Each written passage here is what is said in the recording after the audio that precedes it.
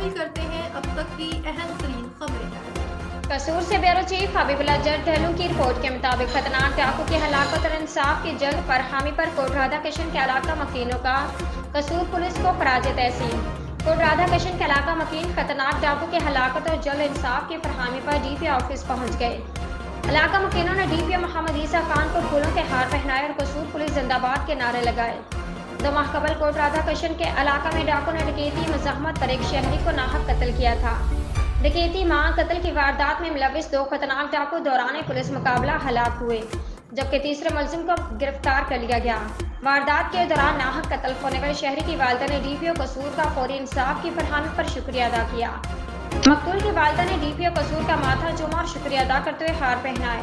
शहरों के जान माल की हिफाजत और क्रिमिनल्स का खात्मा कसूर पुलिस की अमली तरजीह है।